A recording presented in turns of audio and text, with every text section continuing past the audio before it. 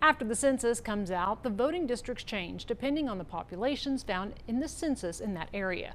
Every 10 years, state lawmakers are required to redraw voting maps, but how they do it can have a big impact who holds power. Our Alyssa Guevara looks into this for us and why gerrymandering is affecting your vote.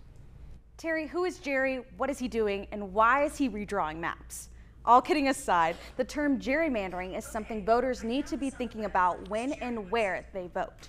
Created by a Massachusetts legislator, and his name was actually Jerry, and it's been around ever since. Texas Tech professor Kenneth Williams says gerrymandering is something voters should be concerned about. You have voters who are basically their vote is being diluted, and they're electing people who are not going to be responsive to them. The Texas map shows 38 different congressional districts. Drawn up by map makers, this only needs to be changed every 10 years. But just recently, the Lone Star State went through some modifications. The purpose of reapportionment is to reflect the changes in population so that it would be unfair if one area of the state, for instance, has grown and another state has had a decrease of population, whereas the other part of the state has grown in population, but yet the representation doesn't affect that. Meaning a voter's representation varies because of where they are in the map.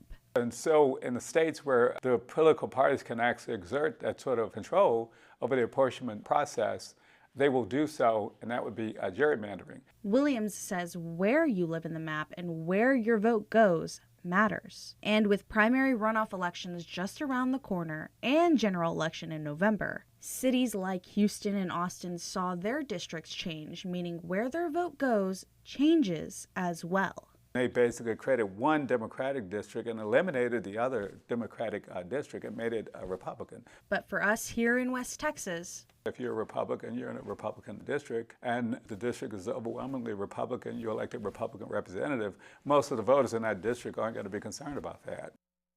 Supporters argue it's a normal part of the political process, while critics say gerrymandering can lock in power for years, even if voter preferences change.